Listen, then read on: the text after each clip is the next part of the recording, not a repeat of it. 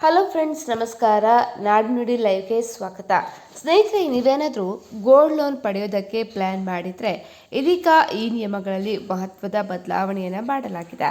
ಹಾಗಿದ್ರೆ ಏನು ಆ ಬದಲಾವಣೆ? ವಿಡಿಯೋವನ್ನು ಕಂಪ್ಲೀಟ್ ಆಗಿ ವಾಚ್ ಮಾಡಿ. ನೀವು ಚಿನ್ನದ ಮೇಲೆ ಸಾಲ ಪಡೆಯಲು ಪ್ಲ್ಯಾನ್ ಮಾಡಿದ್ದೀರಾ?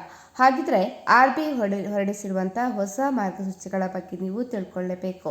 2026ರ ಏಪ್ರಿಲ್ 1ರಿಂದ ಜಾರಿಗೆ ಬರುವಂತೆ ಬ್ಯಾಂಕ್ಗಳು ಮತ್ತು ಹಣಕಾಸು ಸಂಸ್ಥೆಗಳು ಚಿನ್ನದ ಸಾಲ ನೀಡುವ ವಿಧಾನದಲ್ಲಿ ಮಹತ್ವದ ಬದಲಾವಣೆಗಳನ್ನು ಮಾಡಲಿದೆ. ಹೊಸ ನಿಯಮದ ಪ್ರಕಾರದ ಸಾಲದ ಮೊತ್ತವನ್ನು 3 ಹಂತಗಳಲ್ಲಿ ವಿಂಗಡಣೆ ಮಾಡಲಾಗಿದೆ. ನಿಮ್ಮ ಸಾಲದ ಮೌಲ್ಯ 85% ವರೆಗೆ ಸಾಲ ಪಡಿಬೋದು. ಈ ಮೊದಲು 75% ಇತ್ತು. ಆದರೆ ಸಣ್ಣ ಮೊತ್ತದ ಸಾಲಗಾರರಿಗೆ ಈಗ ಹೆಚ್ಚಿನ ಹಣ ಕೂಡ ಸಿಗಲಿದೆ. ಅದೇ ರೀತಿ 2.5 ಲಕ್ಷದಿಂದ 5 ಲಕ್ಷ ರೂವರೆಗಿನ ಸಾಲ ಸಿಗಲಿದೆ. ಚಿನ್ನದ ಮೌಲ್ಯದ 80% ವರೆಗೆ ನಿಮಗೆ ಸಾಲ ಸೌಲಭ್ಯ ಸಿಗಲಿದೆ.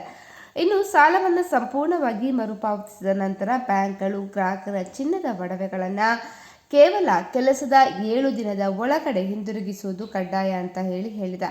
ಒಂದು ವೇಳೆ ವಿಳಂಬವಾದರೆ ಪ್ರತಿದಿನ 5,000 ರೂಪಾಯಿ ದಂಡವನ್ನು ಕೂಡ ಬ್ಯಾಂಕ್ಗೆ ಪಾವತಿ ಮಾಡಬೇಕಾಗುತ್ತೆ. ಮೂರನೇದಾಗಿ, ಶುದ್ಧತೆಯ ಪ್ರಮಾಣ ಪತ್ರ ಕಡ್ಡಾಯ. ಬ್ಯಾಂಕ್ಗಳು ಚಿನ್ನವನ್ನು ಇಟ್ಕೊಳ್ಳುವಾಗ ಅದರ ತೂಕ ಮತ್ತು ಶುದ್ಧತೆಯನ್ನು ನಮೂದಿಸಿ ಅಧಿಕೃತ ಪ್ರಮಾಣ ಪತ್ರವನ್ನು ನೀಡಬೇಕು.